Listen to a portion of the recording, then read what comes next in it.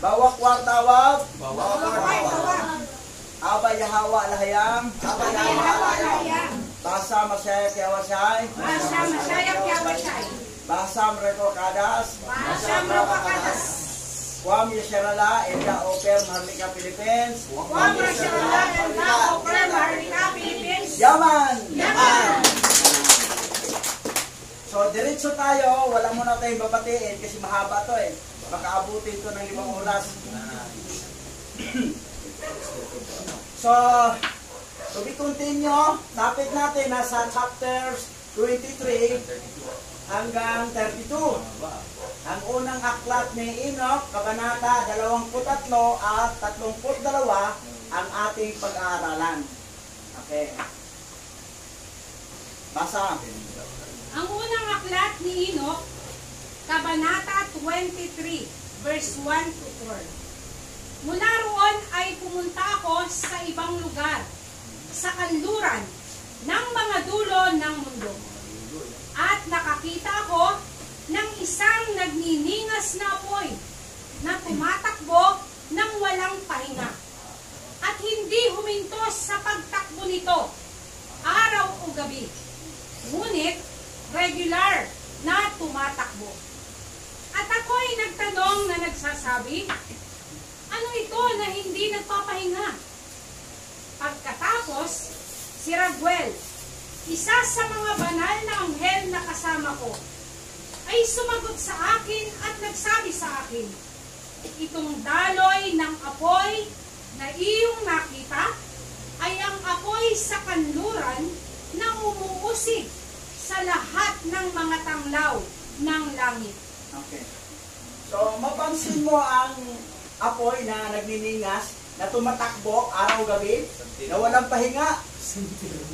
Sabi ni Raguel, Raguel to si Raguel, isa sa mga banal na anghel na kasama ni Enoch. Etong nagniningas na apoy na tumatakbo araw-gabi ay umuusig. Sino ay iusig niya? Ang lahat ng mga tanglaw ng langit. Kalaban pala yan. Umuusig sa mga tanglaw ng langit. Inuusig niya. Okay, tuloy tayo. Basa. Ang unang aklat ni Enoch, Kabanata 24, verse 1 to 6. At mula roon ay pumunta ako sa ibang lugar ng lupa. At ipinakita niya sa akin ang isang bulubundukin ng apoy na nagniningas araw at gabi. At ako ay lumagpas doon. At nakita ko ang 7 kahangahangang bundok na lahat ay nagkakaiba-iba sa isa't isa. At ang mga bato niyaon ay marangal at maganda, marikit sa kabuuan, na may kahangahangang anyo at magandang panlabas. 3 patungo sa silangan, isang matatag sa kabila at 3 sa timog, isa sa kabilang banda at malalim na magaspang na bangin na walang nagsanib sa alinmang iba pa. Isang 7 bundok. Laging 7, no? Laging 7. Kasi yun ang number ni Abay Haba 7. Pero yung isang bundok na apoy. So, may apoy. May apoy to. Nagniningas araw at gabi. Itong bulubundukin ito, may apoy. Parang bulkan. Diba sa atin, bulkan? So, tuloy natin. At ang ika-7 bundok ay nasa gitna ng mga ito. At higit sa kanila ang taas. Nakahawig ng upuan ng isang luklukan. At ang mga mabangong punong kahoy ay pumaligid sa luklukan. At sa gitna nila ay may isang punong kahoy na hindi ko pa naaamoy. Ni mayroon man sa kanila o ang iba man ay katulad niyon. Ito ay may samyo na higit sa lahat ng halimuyak, at ang kaniyang mga dahon at mga pamumulaklak at kahoy ay hindi nalalanta magpakailanman. At ang kaniyang bunga ay maganda, at ang bunga nito ay kahawig ng mga dapiles ng palma.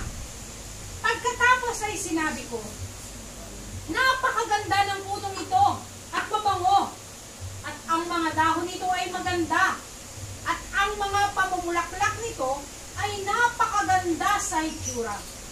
Pagkatapos ay sumagot si Michael, isa sa mga banal at marangal na anghel na kasama ko, at naging pinuno nila. So, may 7 bundok, no? Ngayon, sa gitna, yung isang bundok na yan, ay merong, sabi rito, ay hindi, may, dito,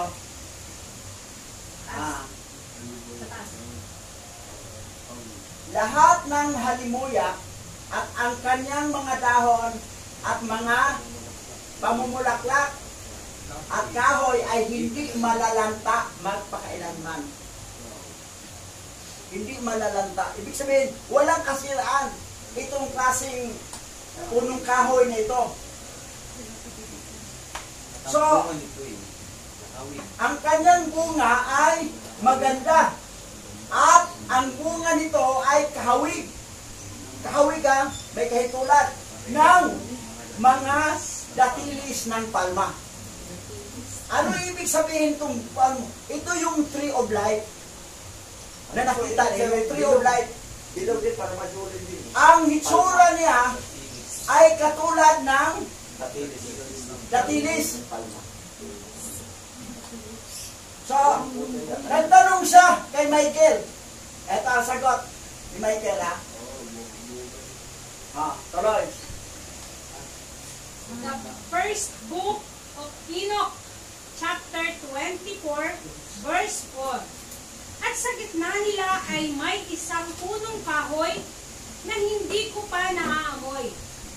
Ni sino man sa kanila, niyang iba man ay katulad niyon. Ito ay may halimuyak na higit sa lahat ng halimuyak, at ang kaniyang mga dahon at mga pamumulaklak at kahoy ay hindi nalalanta magpakailanman. At ang kaniyang bunga ay maganda, at ang bunga nito ay kahawig ng mga datiles ng palma. Inuulit ko ang chapter 24 verse 4 para madiinan natin na ito ay the symbols of the tree of life. Yan ay kahawig ng puno ng buhay. Ano yan? Etong datilis ng palma. Sa English ay deeds of a palm. Deeds of a palm. Yun ay ang tree of life. Pero ang deeds of a palm, hindi yan tree of life. Kahawig lang siya. Resembles. In other words, resemblance. Kahawig. Ngayon, ayan. Diba? Deeds of palm, no? Ayan. Ganyan ang hitsura ng tree of life. Katulad ng deeds of palm o datilis. Mamabilis sa isim to pala Yan o. Maganda sa health to sa benefits. Pero hindi ito ang tree of life Kahawig lang siya. Resemblance lang sa tree of life. Ayan. Let's fruits. Ayan, di ba? Ganda. Ganyan pala. Ganda, no? Ayan, ginamit ko. Yung Nagtanong din siya ng parang ganyan. These varieties of this. Yeah. Kahawig sa palma. Kahawig ng ang deeds of palm. Yung mabuti. Kahawig dito ang tree of life. Pero hindi ito ang tree of life. Kahawig lang, kahawig. Ngayon, ang sagot ni Michael, basa. Ang unang aklat ni Enoch, Kabanata 25, verse 1 to 7. At sinabi niya sa akin, ako tinatanong tungkol sa kalimuyak ng puno? At bakit gusto mong malalaman ang katotohanan? Pagkatapos ay sinagot ko siya na nagsasabing, gusto kong malaman ang lahat, ngunit lalo na ang tungkol sa punong ito.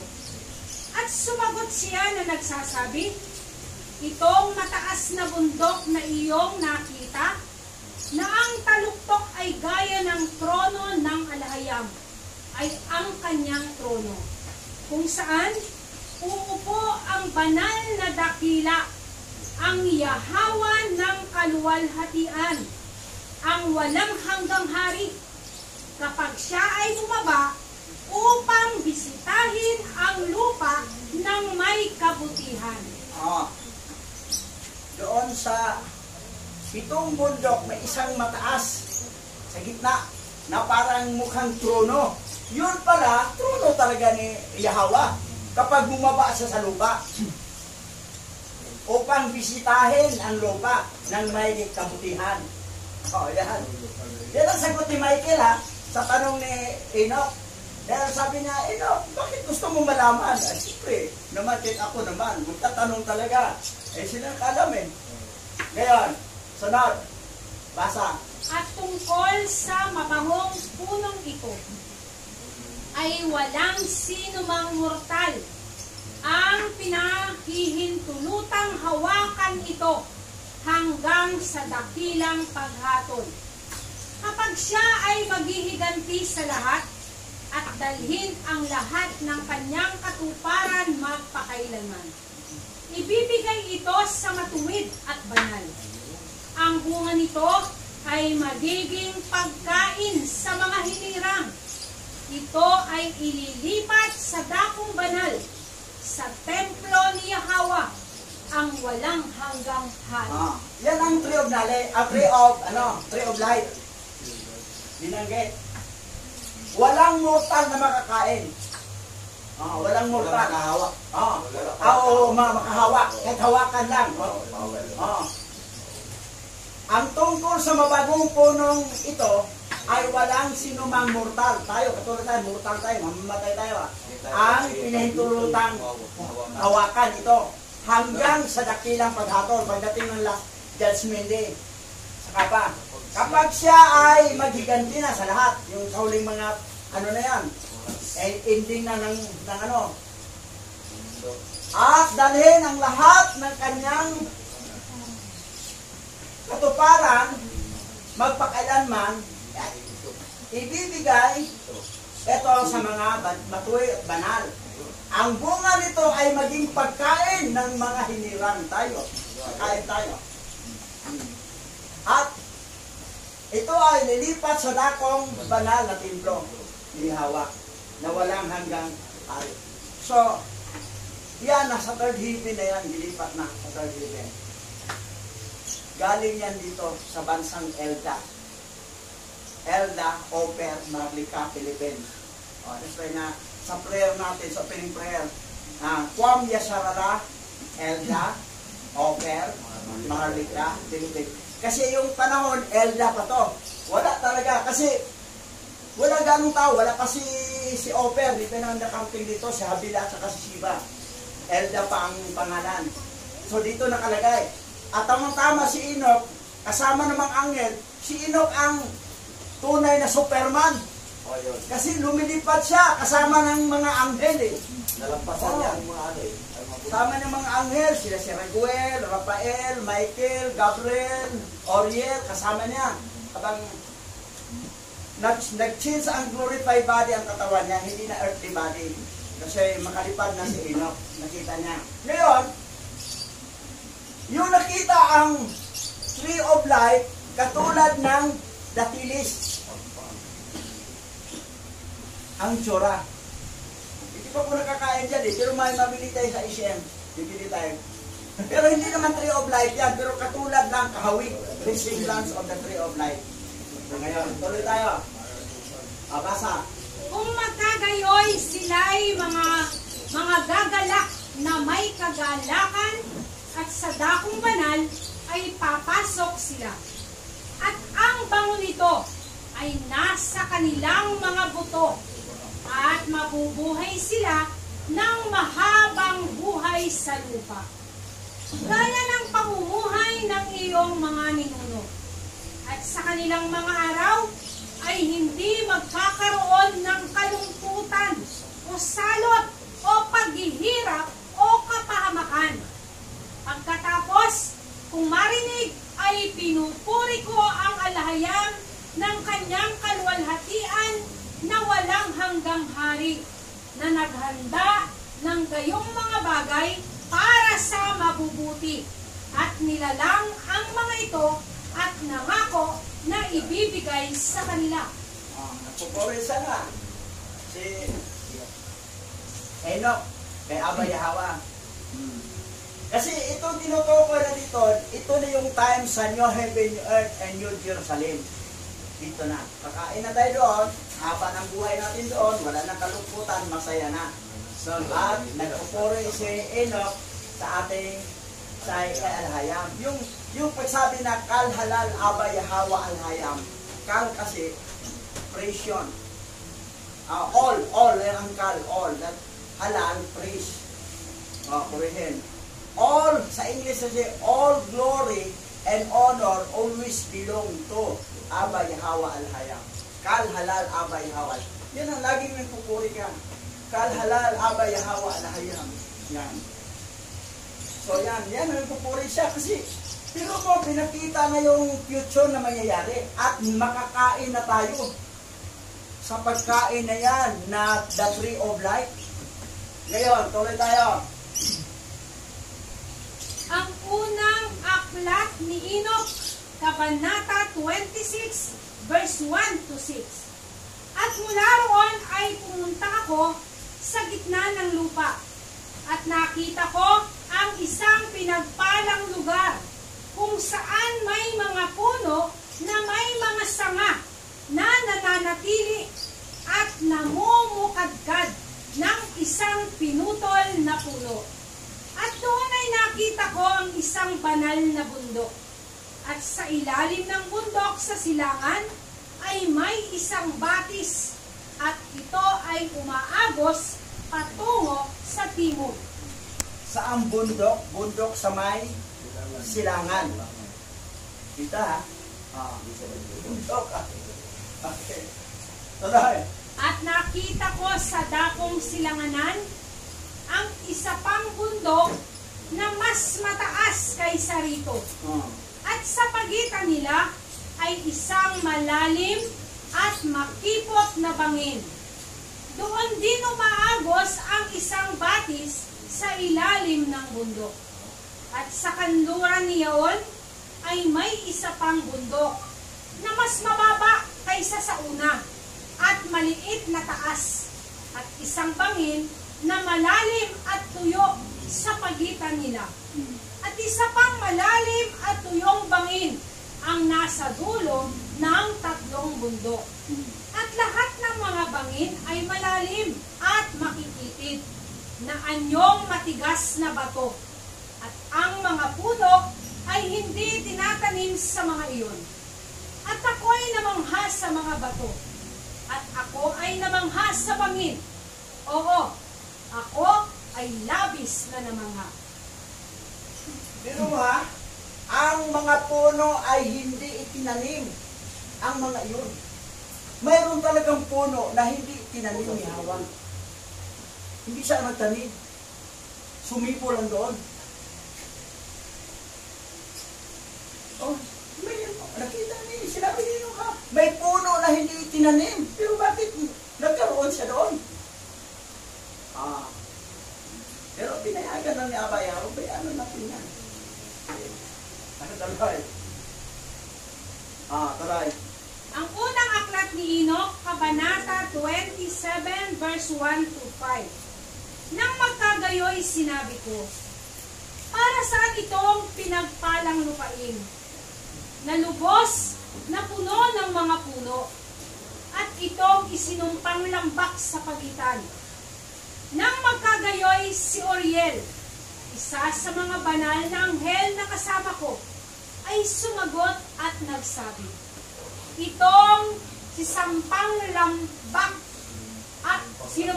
lambak ay para sa mga isinumpa magpakailanman. Dito'y lahat ng mga sinumpa ay magtitipon na nagsambit ng kanilang mga labi laban sa Yahawa ng mga hindi karapat-dapat na salita at ng kanyang kaluwalhatian ay nagsasalita ng mahihirap na bagay. Dito sila magsasama-sama at dito ang kanilang lugar ng paghatol.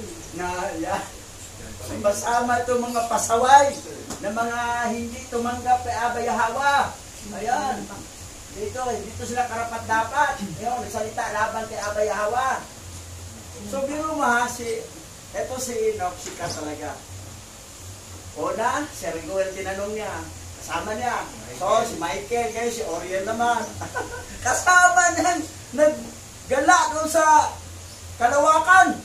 At tumitingin sa lupa. Sino? Ano ba yan? Ano ba yan? Michael, bakit nahuli? Gusto mong malaman. Wala si Enoch, pakulit. Puro tanong eh. Lumilipad ha, Superman. Kasi tao siya eh. Yung kasama niya, mga anghel yan eh. Hindi naman tao yan eh. Mapalasik siya, mapalasik ka tao. Okay. Tuloy. Sa mga huling araw ay sa kanila ang panoorin ng matuwid na paghatol sa harapan ng mga matuwid magpakailanman. Dito ay pupurihin ng mahabagin ang Yahawa ng kaluwalhatian, ang walang hanggang hari. Dito sila magsasama-sama at dito magiging lugar ng kanilang tahanan. Sa mga araw ng paghuhukom sa nauna, sila ay magpupuri sa Kanya para sa awa na ayon sa Kanyang itinalaga sa kanila ang kanilang kapalaran. Pagkatapos ay pinupuri ko si Yahawa ng kaluwalhatian at inihahayag ang kanyang kaluwalhatian at pinuri siya ng maluwalhati. Laging pinupuri ni Enoch ang walang hanggang hari, si Yahawa. Pero mo, dito makikita yan ha, ang mga huling araw ay sa kanila ang paroonin ng mga matuwid, ang paghatol sa harapan ng mga matuwid magpakailanman. Dito ha. So, pinakita talaga pati yung mga advance na pangyayari. Pinakita at makita ni Enoch. Ito ang mangyayari. Ngayon, ito dito sa silangan to, ano nangyari? Tuloy tayo. Ang unang aklat ni Enoch, Kabanata 28, verse 1 to 3. At mula doon ay pumunta ako sa silangan, sa gitna ng hanay ng bundok ng disyerto. At nakakita ako ng ilang, at ito ay nag-iisa, puno ng mga puno at halaman. At bumulwak ang tubig mula sa itaas. Nagmamadaling parang saganang daluyan ng tubig na umaagos patungo sa hilagang kanluran. Nagdulot ito ng mga ulap at hamog na umakyat sa bawat panig. So, tuloy-tuloy si Enoch hanggang papunta talaga sa silangan, sa Far East. Silangan yun, patuloy-tuloy pa hanggang dumating doon sa Far East, sa malayong silangan. Okay. Tuloy. Ang unang aklat ni Enoch, Kabanata 29, verse 1 to 2. At mula doon ay pumunta ako sa ibang lugar sa disyerto at lumapit sa silangan ng bulubunduking ito. At doon nakakita ako ng mga mabangong punong humihinga ng halimuyak ng kamangyan at mira. At ang mga puno ay katulad din ng puno ng almendras. So, dalawang chapter lang, dalawang verse na sa chapter 29. Tuloy. ang unang aklat ni Enoch, Kabanata 30, verse 1 to 3. At sa kabila ng mga ito, ako'y naparoon sa malayo sa silangan.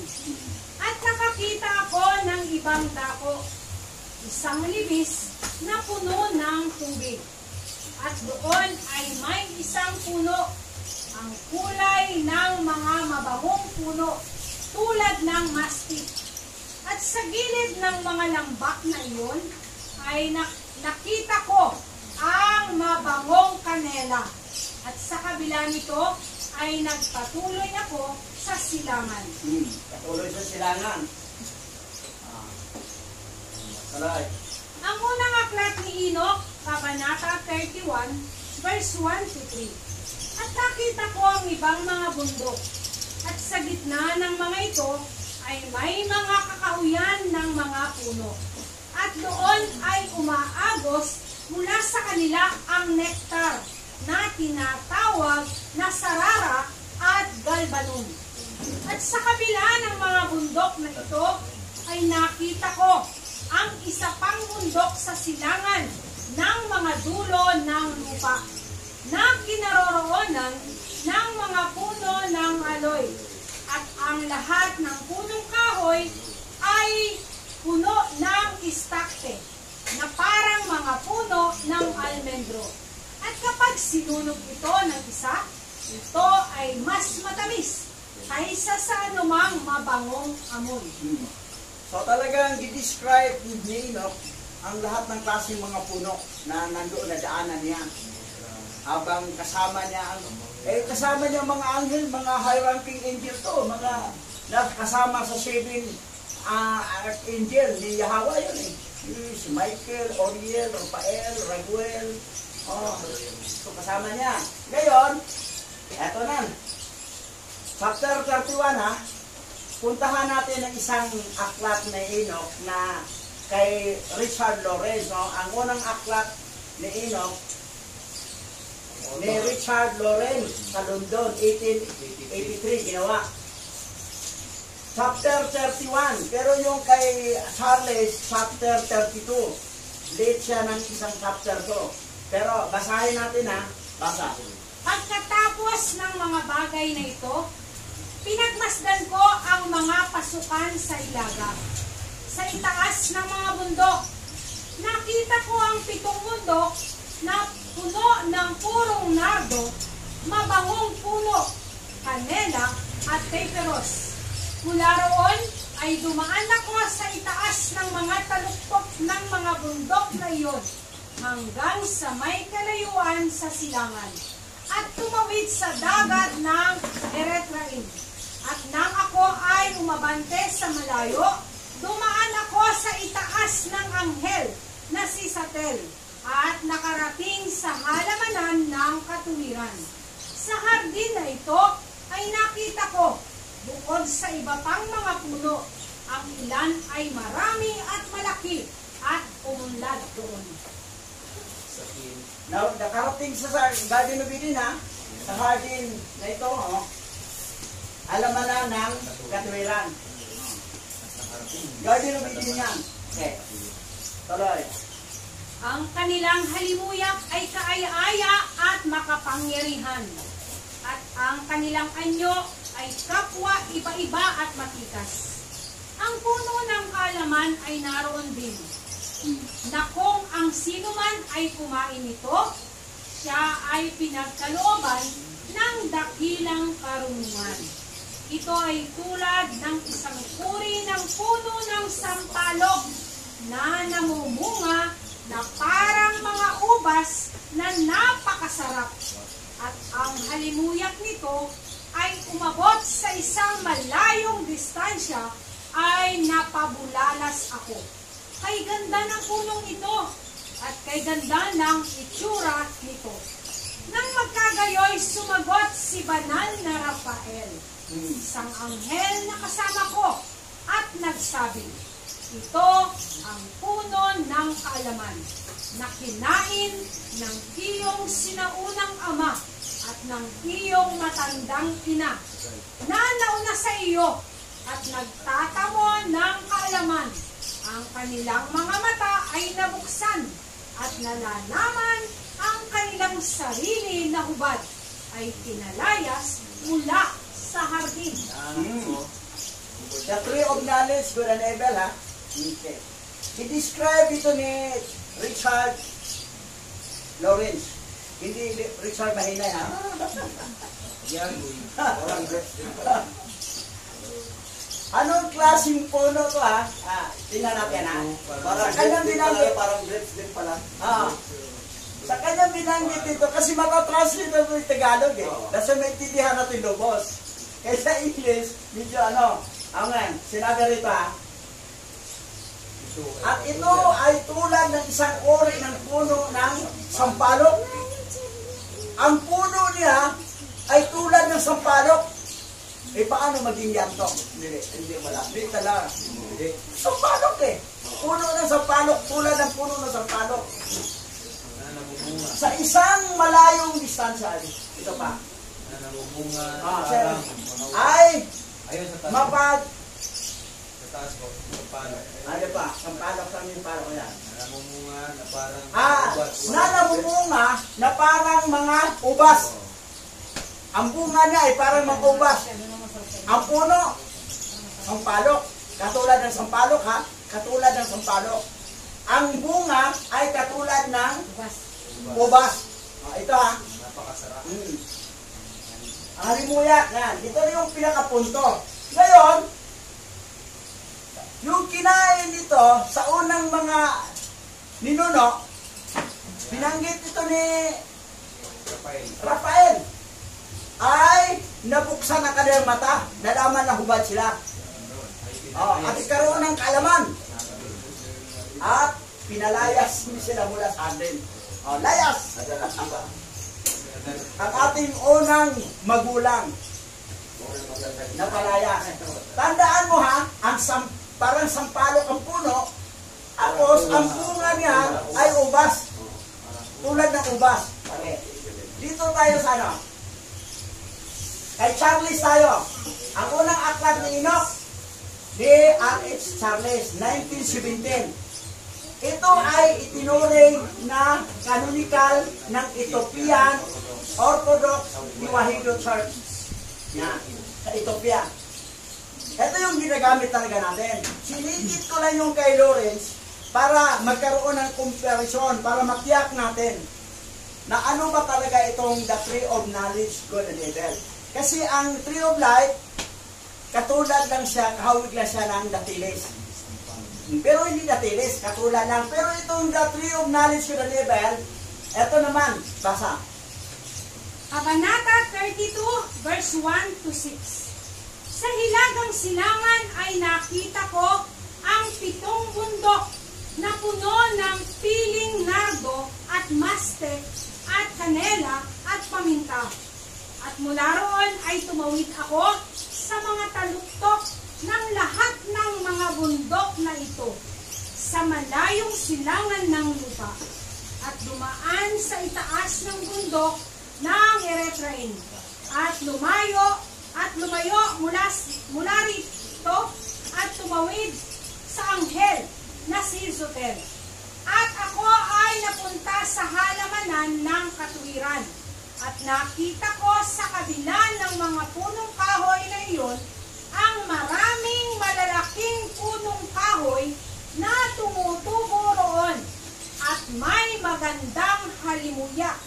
Malaki, napakaganda, at maluwalhati, at ang punong kahoy ng karunungan na kanilang kinakain at nalalaman ang dakilang karunungan.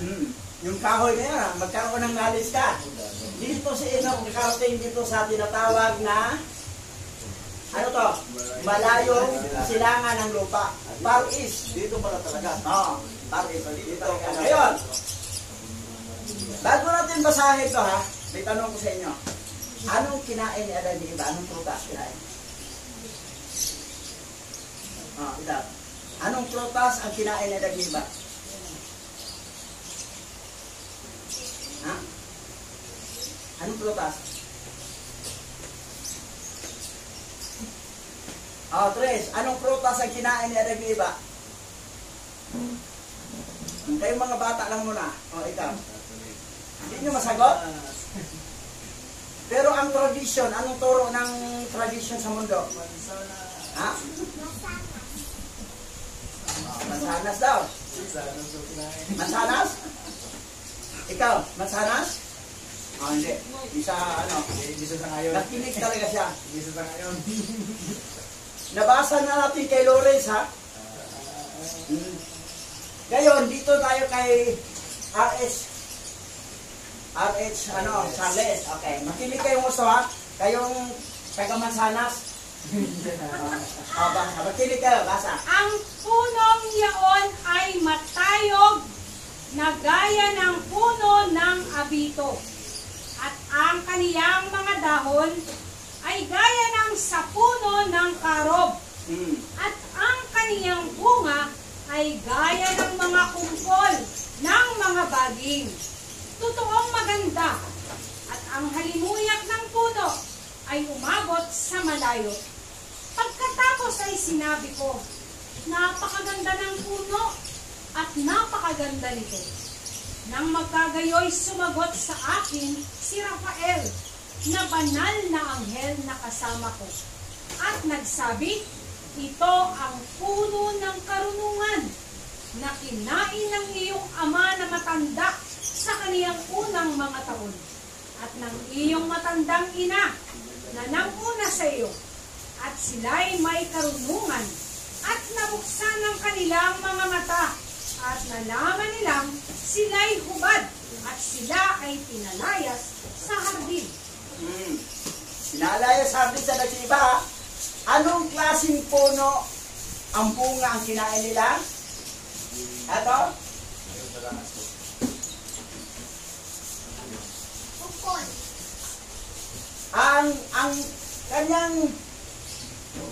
Ang punong yaon ay matayog. Nagaya ng puno ng abito. Fair sa inisan. At ang kanyang dahon lang pala, ay gaya ng puno ng karog. Hindi puno ng karog, dahon. Karog.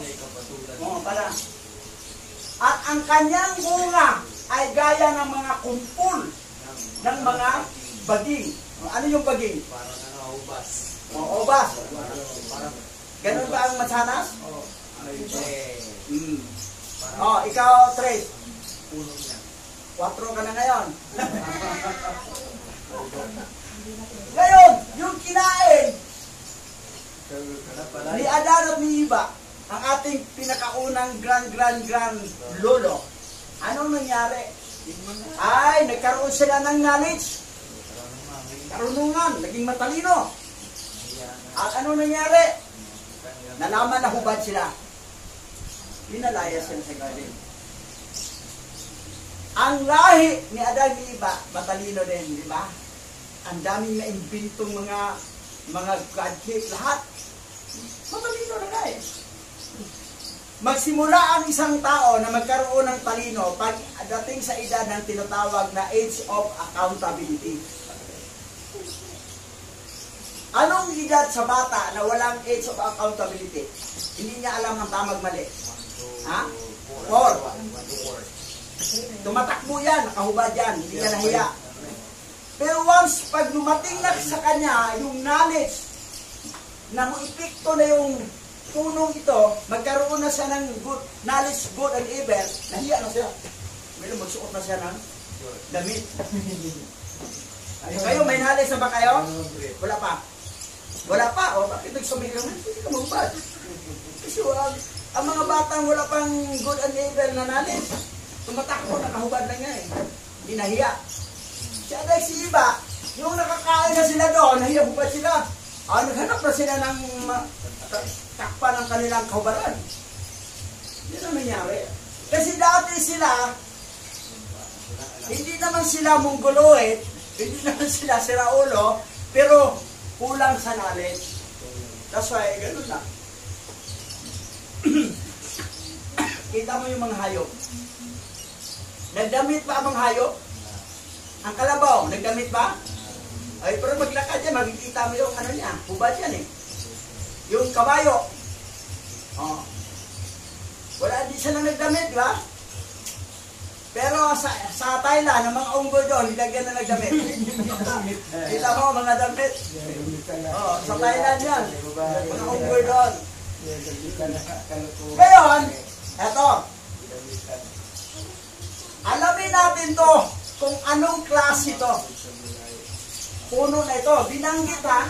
Ang dahon niya parang karot, abito, or sampalok. Doon sa kay Richard Lawrence. Tapos, ang kanyang bunga ay kumpol ng mga baging o ubas binanggit. Oh. Ngayon, ito na ngayon. English to Filipino. Ang meaning ng fair tree ay abito. Parang pine tree, oh. Douglas. Fair tree. Oh, parang gano'n, ha? Eh, anong klaseng ano yan? Oh, di ba? Fair tree, no? Ang punong yaon ay matayog na gaya ng puno ng abito. O fair sa English. At ang kanyang mga dahon ay gaya ng puno ng carob. Dahon, mamaya explain yung carob mga.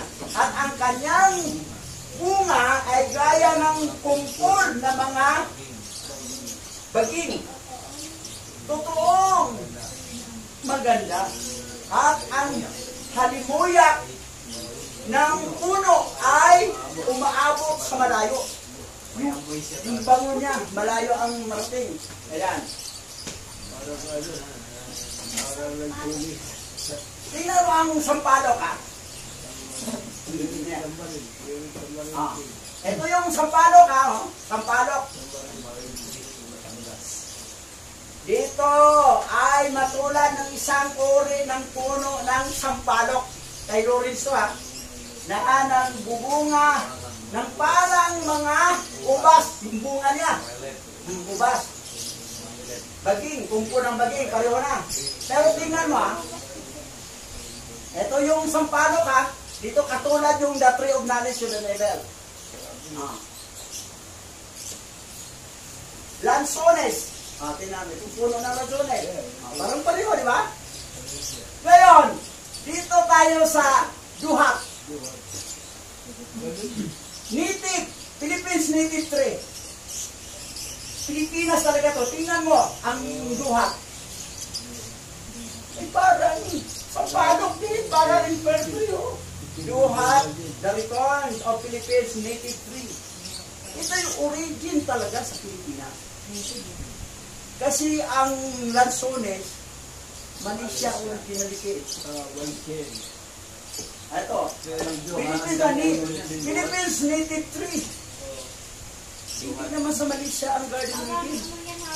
Hindi naman Malaysia ang elder, di ba? Ang elder, dito lang ito Philippines. Oh. Ngayon, carob tree. Ito yung carob. Dahon. O, kasi sabi lang, katulad ng, ngayon. Yan, di ba? Ang kanyang mga dahon ay gaya ng puno ng carob. Dahon, ha, hindi talaga yung puno. Itong tsura ng, ngayon, tingnan natin, ha. Ang duhat, tingnan mo ang kanyang dahon. Pareho. Ang lanzones, mahaba. Lanzones yan. Iba. Iba, konti. Tingnan mo ang karo, ang duhat lips, parang karo. So, mas doon sa duhat o sa lumboy. Lumboy, duhat Tagalog, sa Taga-Bisaya, lumboy.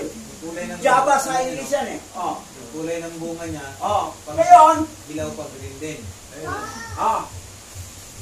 Grapes, vines. Ito yung katulad daw dito na ubas na kumpol ng baging.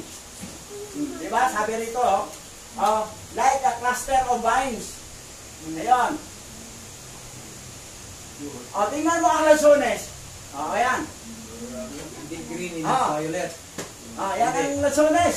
Yellow yan, eh. Ngayon. Ito yung duhat. Grapes pala ito. Akala ko ba? Lumboy. Oh. So, ang lumboy at saka yung grapes, ubas, kapareho. Mas sila ang mas close i-compare sa lansones. Parang grapes. Ano yan? Parang grapes. Tingnan mo ha. Dura niya. Pag nandito Ah, ka- duhat to. Tingnan mo. Talaga. Oh, duhat. Parang duhat. Parang Nagkukumpon na parang Siyang ano eh, grapes. ubas. Ubas na grapes. Ah, na baging. Oh, yan. Mas ito ang kawit. Oh, yan. Ito ang duhat naman. Oh, lansones. Oh, tingnan mo. Oh, lansones. Kaya nandito Ah. yun. Hindi ako. Oh. Yung grapes, yung ubas, eto. Oh, di ba? Sabi ito. Meron ding ubas na violet na Oo. violet eh. Gayon. Oh, tingnan mo. Ang native niya. Tree of knowledge. Yung punong kahoy na ano. Oh. Lumboy. Ubas ko siya. Ganyan ding ubas eh. Itim. Oh. Oh, yan. Katulad sa ubas, oh. The Philippine Fruits Lumboy Duhat. Harvesting Philippines Lumboy. Ito yung originality. Kasi Native ng Pilipinas. Ang Lumboy o Antay Duhat. ng iyang kuan. Pero ito puno. Oh. Siguro yan. Oh. Java. Lumboy, Duhat. Oh. So, mas ito ang tukma sa katulad sa ubas. Sila ang magtukma. So, ang tree of knowledge, good and evil, ay duhat, lumboy. Hindi pala yantok. Hindi pala lansones. Ito ang tumakahawig. Hawig talaga ito. Isa ng description niya. Yung. Oh, yan. Mapakla Lumboy, yan. duhat. Sa mapakla eh. Oh, saan yan, oh? Market ng Manila. Philippines talaga. Pero may pula rin ba, no? Marami sa Alanganin pagkagian pang niya. hinog yan. Ha? Alanganin hinog po yan. Ah, gano'n? Pag hinog na, Violet na. ay violet na. Pag hilaw sa Ngayon, green, nga ba yung parang grapes. Ah, ito, basa. Samael. Sino si Samael? Sa Enoch chapter 1, sa Enoch 1, siya ay isa sa mga tagamasid na bumaba sa lupa upang makipagtipan sa mga babaeng tao. Bagamat hindi siya ang kanilang pinuno. Ito ay si Semyasa. Sa Greek Apocalypse of Baruch, siya ang nangingibabaw ng masamang figura. Itinanim ni Samael ang puno ng kaalaman. Pagkatapos siya ay pinalayas at isinumpa ng alahayam. Sinong nagtanim sa the tree of knowledge ko na label? Pala Samael. Si Samael. Diba, binanggit doon na mayroong mga puno na hindi tinanim ni Yahweh na sumisibo lang. Eto, nagtanim.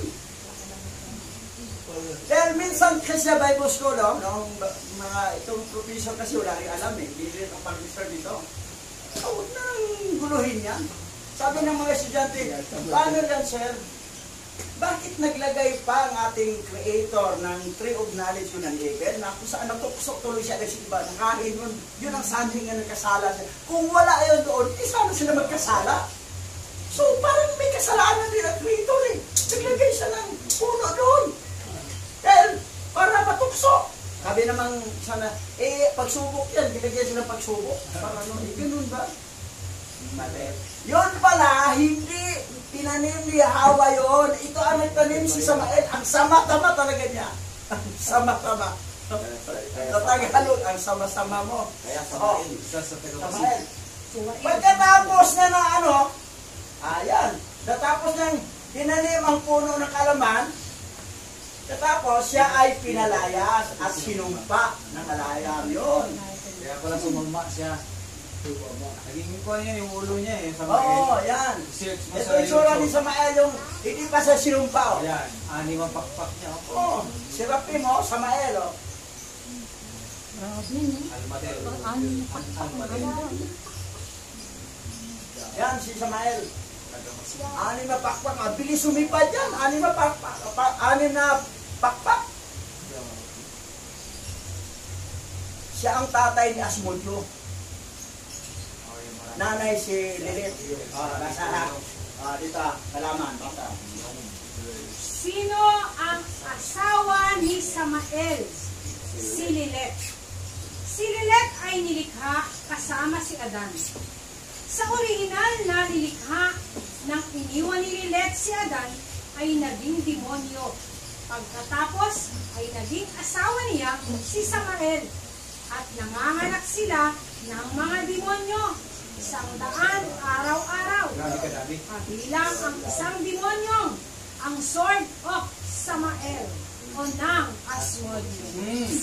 Ito yung demonyong Asmodio na yan, na anak ni Lilith at ni Samael na pumasok sa kay Sarah, na nag-asawa si Sarah.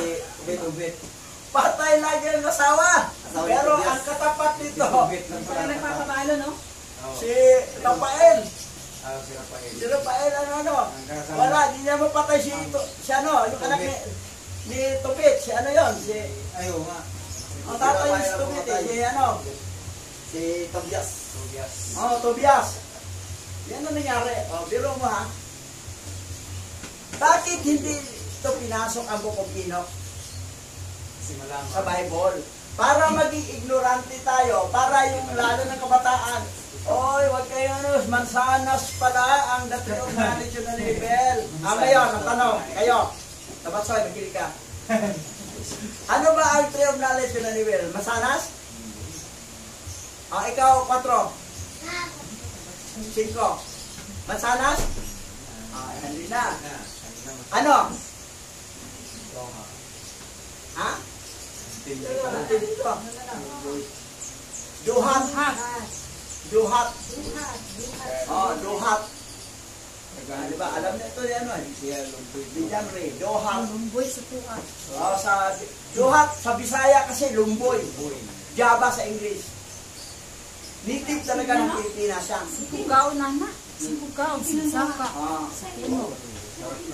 Pero wala nang effect kasi may knowledge na tayong ang una lang makatikim doon. Pero pag kumain na tayo, wala na. Gusto kang maging matalino? Iba na ngayon, pag gusto kong matalino, ano? Mali. Mali na. Okay. Tuloy tayo. Basa. The first book of Enoch, chapter 32, verse 2. At mula roon ay tumawid ako sa mga taluktok ng lahat ng mga bundok na ito, sa malayong silangan ng lupa, at dumaan sa itaas ng dagat ng Erythraean, at lumayo mula rito, at tumawid sa anghel na si Soter. Malayong silangan. Ano sa English to? Far east. Far east of the earth. Malayong silangan ng lupa. Sa English, far east of the earth. Saan yan? 5. Saan yan? Ikaw, ano? Realin, saan yan? Ang pare. Ito. Basa. Ito.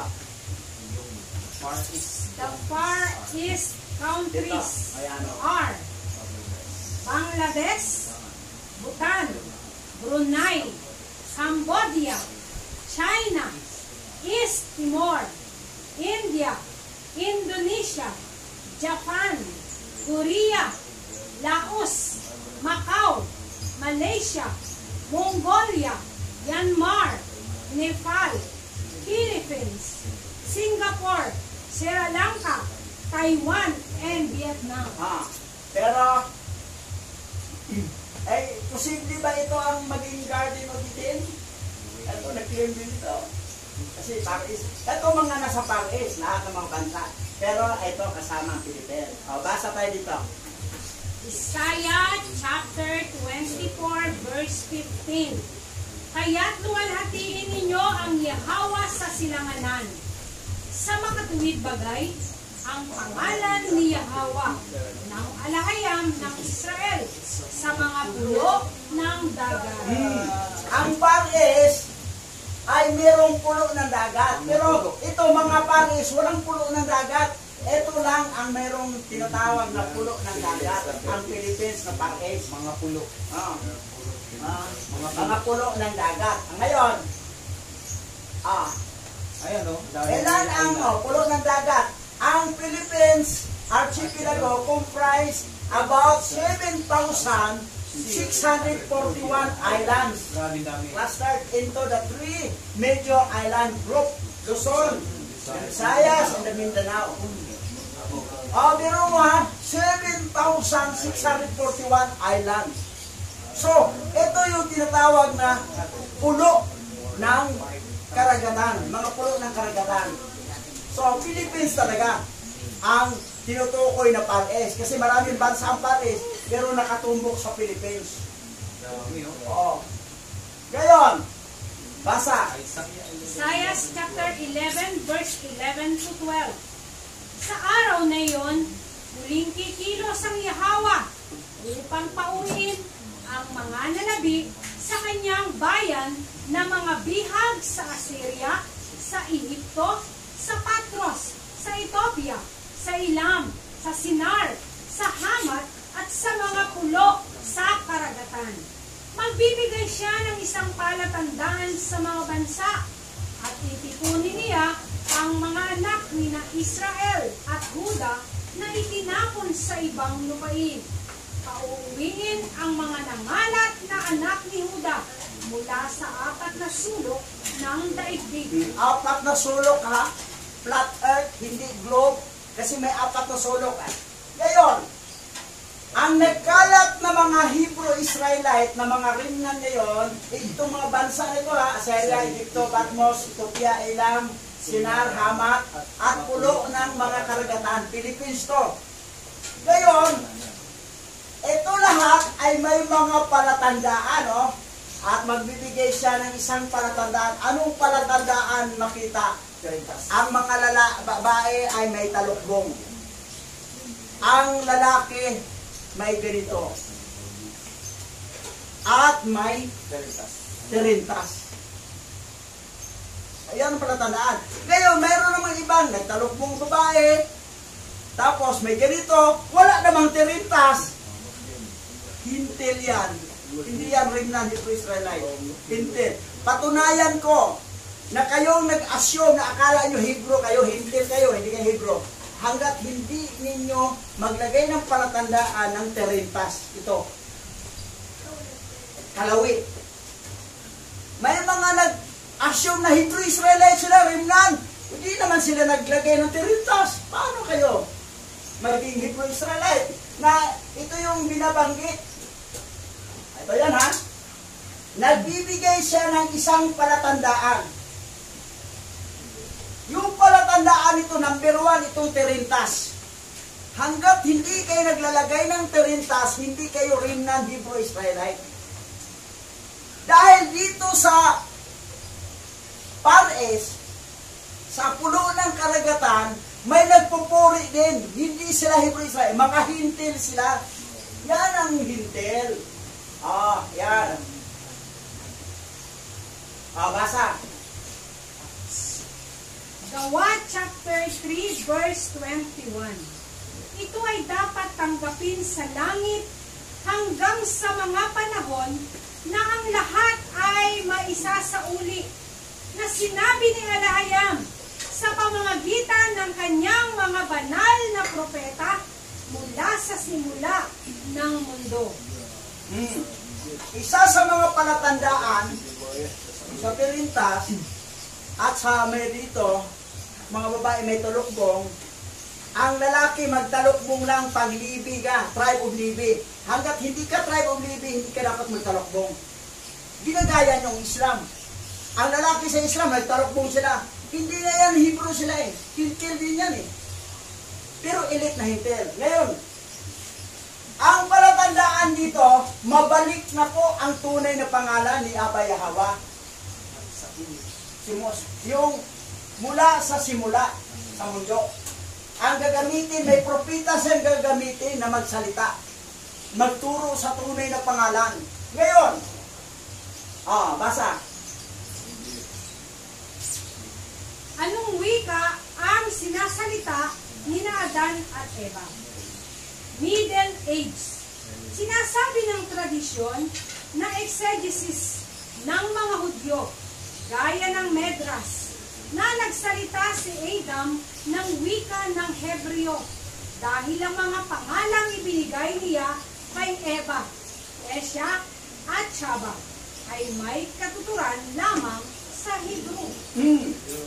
So dito sa Ilda, ang salita ni Adan ni Eva, Hebrew. Hindi baybayin. Yung nagdala ng baybayin dito, si Oper na ang nagdala ng baybayin.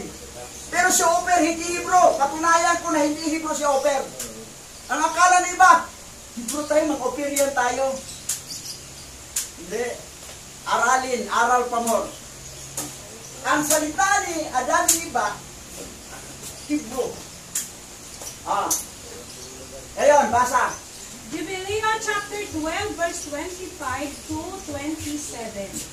At si Yahweh Lahayam ay nagsabi, ibuka ang kanyang bibig at ang kanyang mga tainga, upang siya ay makarinig at makapagsalita sa pamamagitan ng kanyang bibig, sa pamamagitan ng wikang ipinahayag, ang sagradong wikang Hebreo, na ang kaalaman ay nawala mula sa pagbagsak ng Babel.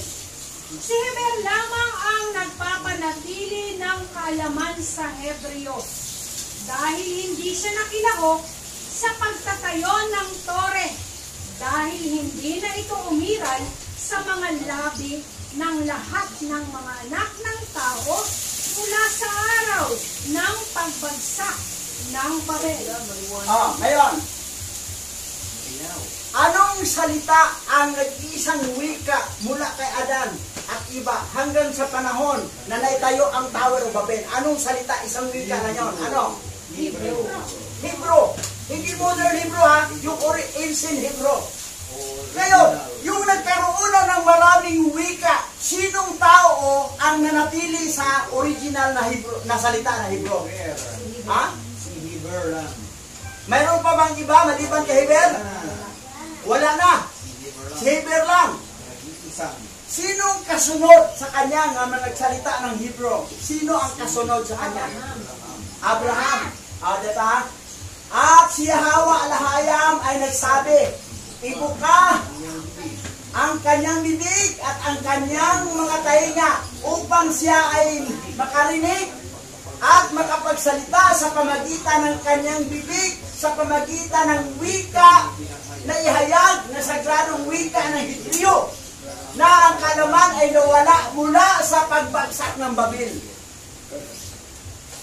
Mula kay Heber, si Heber lamang ang nagpapanatili sa kaalaman ng Hebreo dahil hindi siya nakilahok sa pagtayo ng tore. Dahil hindi na ito umiiral sa mga labi ng lahat ng mga anak ng tao mula sa araw ng pagbagsak ng Babel.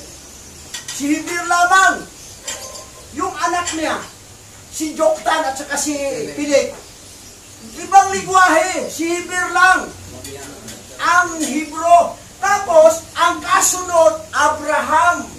Tuloy natin. Basa. At napansin ko, ibinuka na nagsasalitang anghel ang kanyang bibig, at ang kanyang mga tainga, at ang kanyang mga labi. At nagsimula akong makipag-usap sa kanya sa Hebrew, sa wika ng paglikha. At kinuha niya ang mga aklat ng kaniyang mga ninuno. At ang mga ito ay isinulat sa Hebreo, at kaniyang isinulat ang mga ito, at kaniyang sinimulang pag-aralan ang mga ito.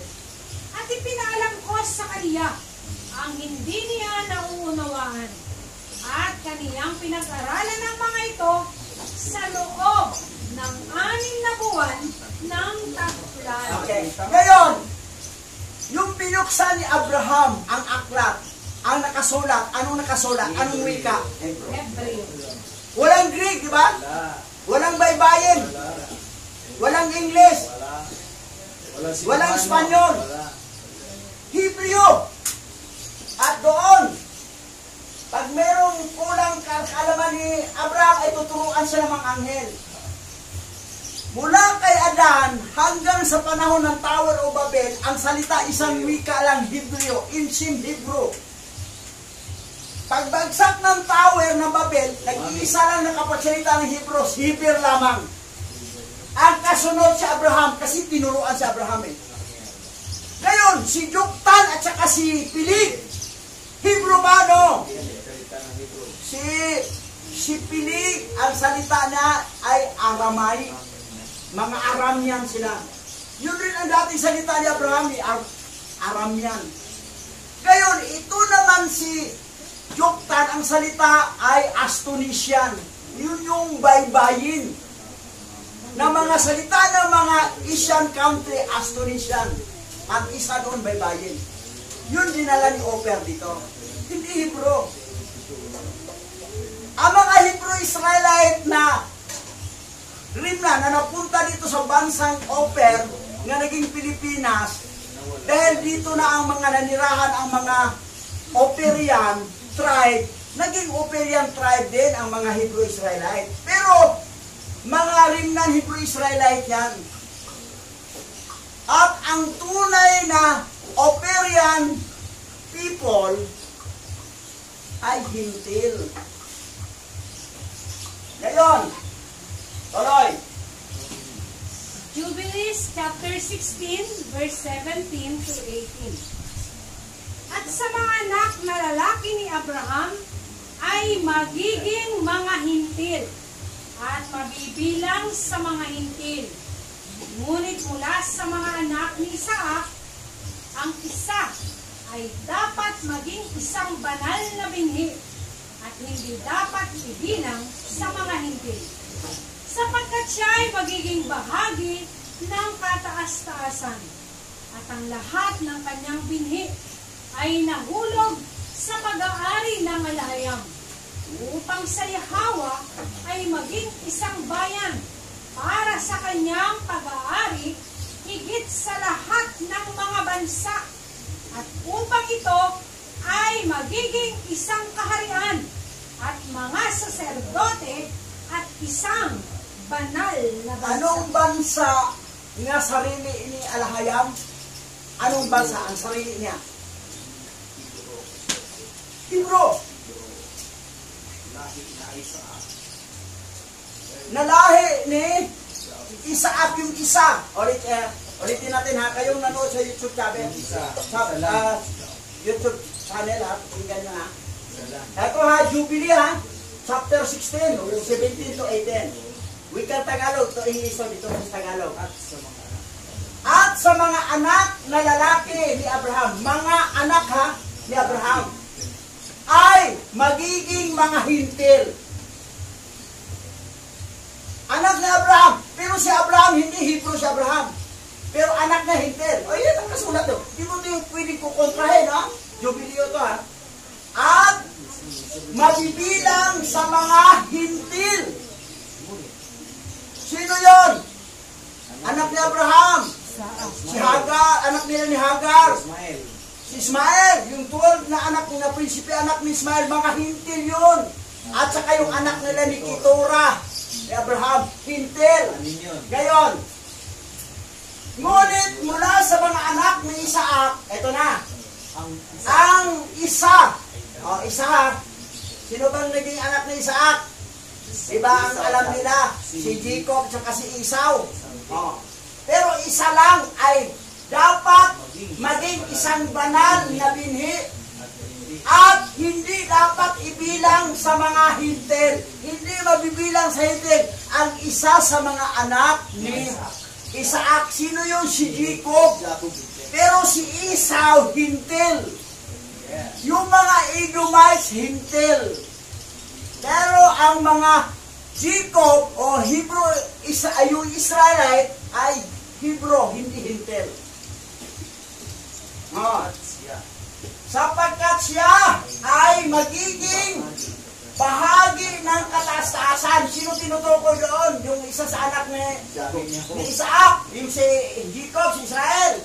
At ang lahat ng kanyang binhi, yung the 12 tribe, ay mahulog sa pag-aari ng kalahayam. Upang kanyang pag-aari, upang sa Yahweh, upang sa Yahweh, upang sa Yahweh ay maging isang bayan. Sino ang bayan ni Yahweh? ang bahay ni Jacob. Hebrew Israel, the 12 tribe.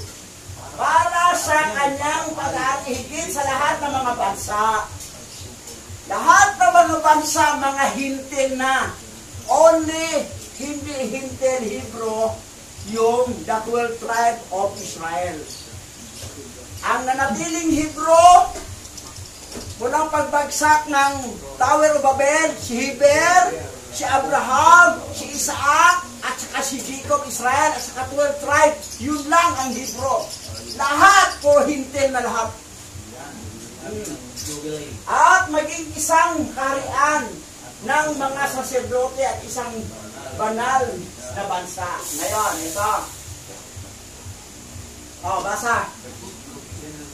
Ang aklat, Genesis chapter 25 verse 1 to 6. Ang aklat ng Genesis ay nagtala na si Abraham ay nagbigay sa kanila ng mga regalo at ipinadala sila sa silangan. Habang si Isaac na anak ni Sarah ay kanyang pangunahing tagapagmana. Sinasabing ang mga anak ni Keturah ay kumakatawan sa mga tribong Arabo na naninirahan sa timog at silangan ng Israel. Sa silangan ng Israel, hindi ito sa malayong silangan. Pero ang tawag dito sa mga anak ni Abraham at Keturah, pati na yung kay Hagar, ay tawag nila ay tribong Arabo. Yun yung mga Islamic country. Islamic country. Yung Palestine. Yung Palestine ay yung Palestina, mga Arabo yan. Iba ang Palestine, iba ang Philistine. Ang Philistine ay ang kanilang hari doon, anong kailang birdugo nila doon ay si Goliath na pinatay ni David. Philistine yun. Talagang doon yun, lahi yan ng mga Canaanites. Pero ang Palestine, kung alamin mong story, ay anak ni Abraham, mga Arabo dito sa lahi ni Keturah.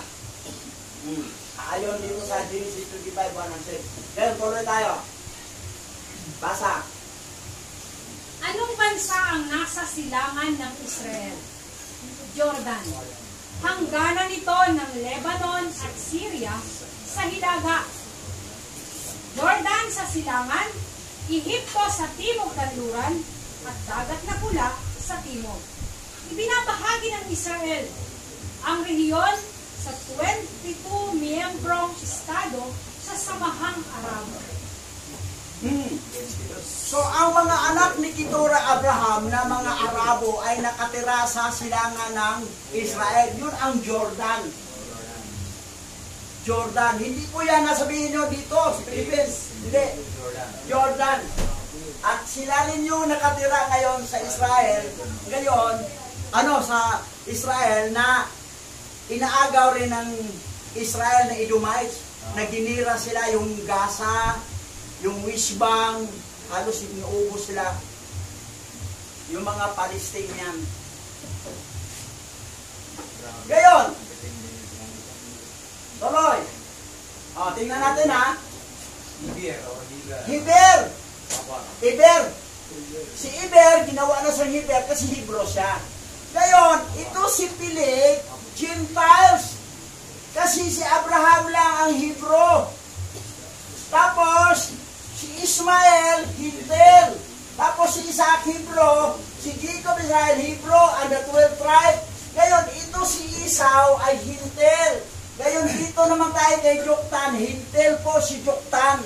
Dahil ito lang nagkapagsalita ng Hebro at saka ito ang kasunod. Ito, line up, yun lang. Mula dito hanggang dito, yan ang Hebro. Ngayon, ito si Joktan, Hintel, Oper, Siba, Habila, at ang 10 more ay Hintel. Ang anak naman ni Abraham, ni Ismael ay Hintel. Abraham Keturah, saan Hintel? Hindi alam yan ng iba. Ang akala ninyo, kung sabihin nyo Hebrew kayo, kung totoo kayong Hebrew Israelite, may dapat nagtirintas kayo. Wala kayong tirintas eh. Ginaya ninyo ang mga damit ng mga Islam. Nagpurong kayo dito, nagpahaba kayo doon, walang tirintas, ay Hintil kayo, hindi kayo Hebrew. Nag-Hebrew-Hebruhan lang kayo, pero hindi talaga kayo totoong Hebrew, Hintil. Kasi dito sa silangan, may mga Hintil nagtuturo na sa tunay na pangalan. Kayo yun. Ayan. I-prove natin, ha? Basa. Jeremiah chapter 31 verse 10. Narinig ng mga Hintil ang salita ng Yahweh at kanilang sinabi sa mga pulo mula sa malayo at kanilang sinabi mula sa Israel. Tipunin nila tayo at ingatan sila na parang mga pastor ng kanilang kawan. Diba? Nag-ipon kayo ng kawan. Dito kayo sa kawan. Idaan pa ninyo sa Joshua. Hintil yun eh. Narinig ng mga hintil sa mga salita ng Yahweh at kanilang sinasabi sa mga pulo mula sa malayo at kanilang sinabi mula sa Israel.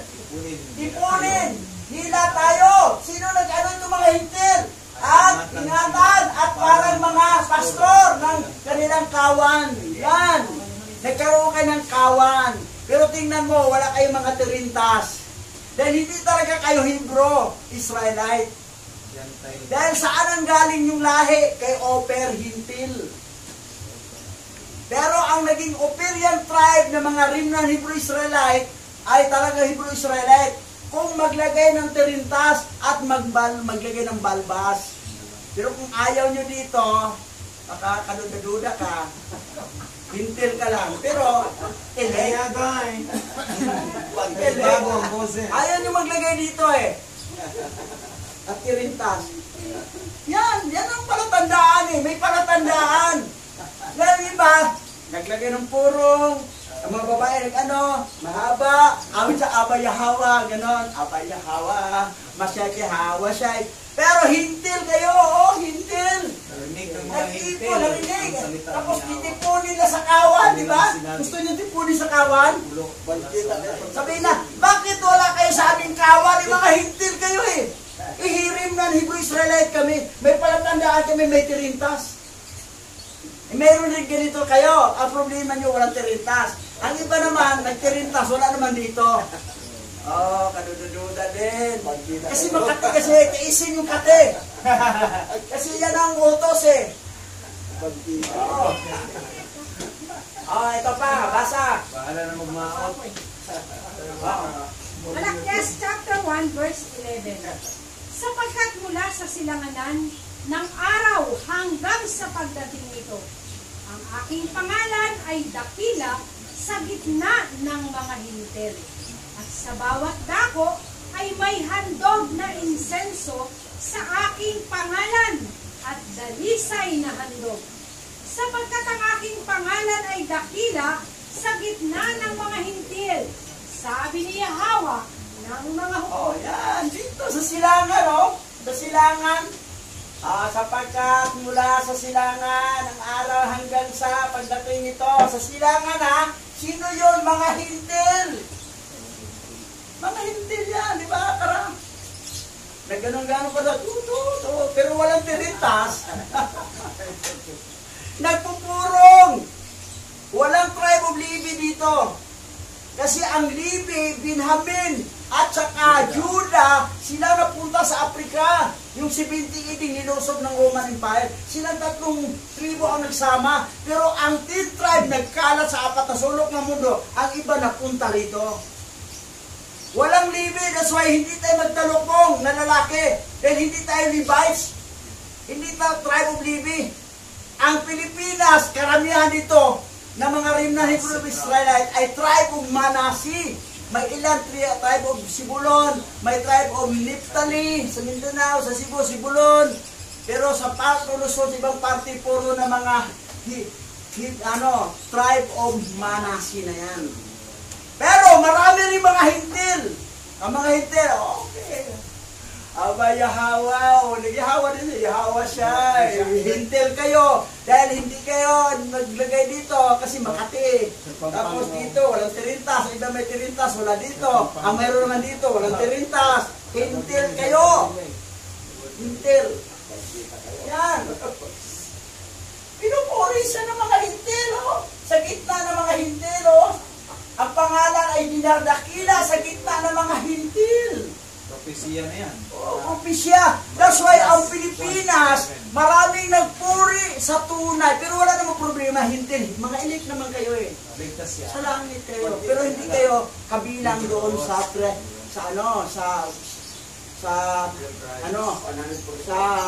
New Jerusalem. Doon kayo sa ibang bansa. Nakapalimot sa New Jerusalem. Kasi ang kinikilala talagang bansa ni Yahweh ang Israel, ang doon sa New Jerusalem. Ngayon, ito pa. Ayan. Ngayon, Ancient Philippines, Elda, the land of creation. Paano natin mapatunayan na ang Philippines sa Elda, kasi sa prayer natin, Kwam Yasharala, Elda, Oper, Marlica, Philippines. Elda, itong inaakyat pa ni, nakita ni Enoch pababa, Elda pa yon. Kasi nandito pa yung, nandoon pa yung tree of life sa baba. Pero pag nalipat na sa third heaven, dumating na mga lahi ni Joktan, yung mga Operian, hindi na pwedeng makain, dilipat na sa taas, baka makain pa ng mga Operian. Bawal, saka lang kainin pagdating ng third judgment day. Ngayon, ito. Basa. Jubilees chapter 3, verse 32. At noong bagong buwan ng ika-4 na buwan, si Adan at ang kanyang asawa ay umalis sa halamanan ng Eden. At sila ay nanirahan sa lupain ng Elda, sa lupain ng kanilang nilikha. Sabi ng Jubilee chapter 3, verse 32. Ito, land of creation, Elda. Habila, Philippines. Yan Garden of Eden. Elda, Habila, Philippines. Part ng Habila, Mindanao. Kaya lang, yung Palawan, ginawa ng pag-gusto na, no? Pero parang malapit sa Mindanao yan eh. Part of Habila. yung dalawang dulo yan eh. Ito. Ngayon. Ang Palawan. Garden of Eden is in the Philippines. Sa YouTube, sa Pinterest, makikita mo, no wonder people say this place is Garden of Eden. May sa Instagram, yan to. Sa Coron, Palawan. Sa Coron, Palawan, ang Garden of Eden. Paano mo patunayan na bakit ang Coron? Yan, ang ganda kasi lugar ng Coron. Yan ang mga bato eh. Yung mga bato, di ba? May dome. May mga butas po kasi yan, may ano po iba po kasi yan. Yan. Yan. So dyan sila si Adan at Eva sa loob niyan. Yan. Yan yung binato sa kanila. Datuyo pa yan dati. Wala pa man dagat yan noon. Di ba? Kasi may lumubog yan na Isla Visa pero nasa ilalim na ng dagat. Yung dating may... So dito talaga sa Coron, Palawan. Yan ang Garden of Eden. Nasaan ang Garden of Eden? Sa Basoy? Coron, Palawan. Nasaan yung dalawa? Nawala. Yan. Pag kami mainis pag kami kung sa Basoy, hindi totoo naman yun eh. Pag hindi totoo, luso magalit. Magpakatotoo tayo. Coron, Palawan. Ayan, Coron. Ano yun? Ito tayo. Meron yung butas sa ilalim.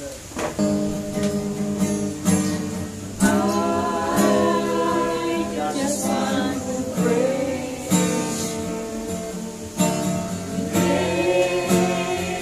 my hands sing, I love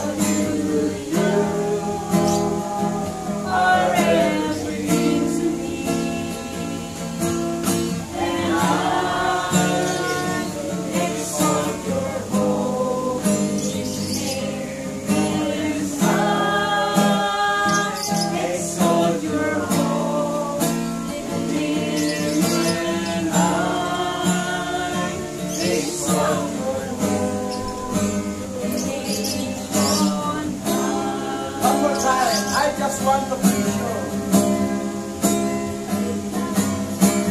I just want to praise you.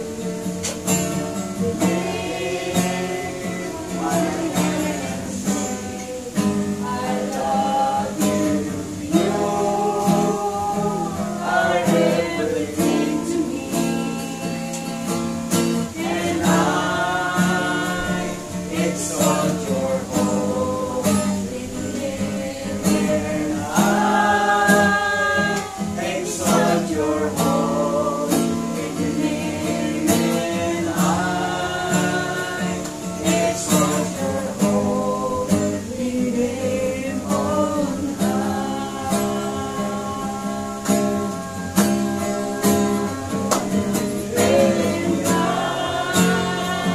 exalt your holy name, and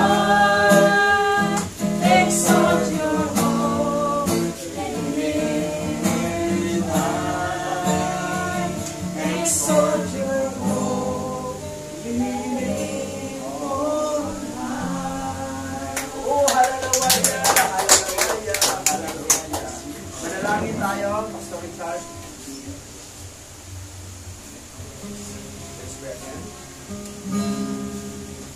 You are great, O aming alahayam, O may Yahawa.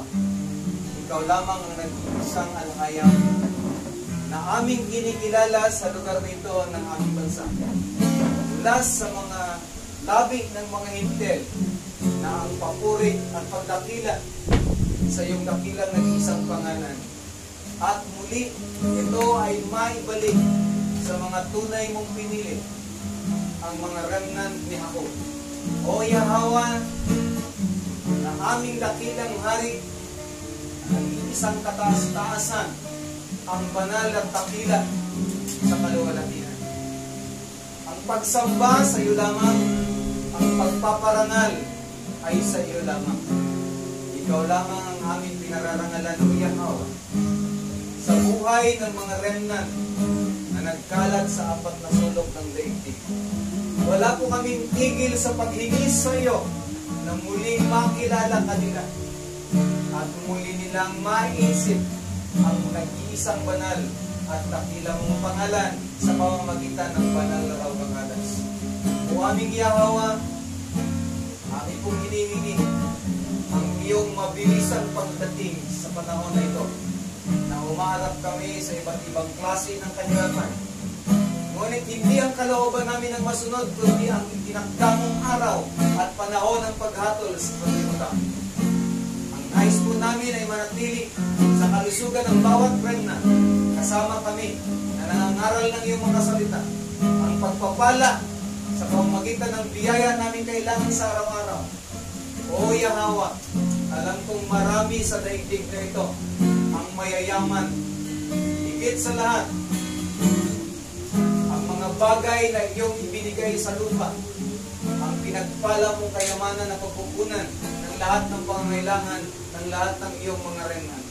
Aming Yahawa, patuloy po namin hinihingi na mabigyan kami ng mga pangangailangan ito upang sa mabilisang pamamahagi ng mabuting balita tungkol sa nag-iisa ang dakilang banal na pangalan mo, aming Yahawa, at maibahagi namin ito sa mga tribo sa aming bayan at makilala nila ang tunay na nag-iisang Yahawa, ang may likha ng langit at lupa.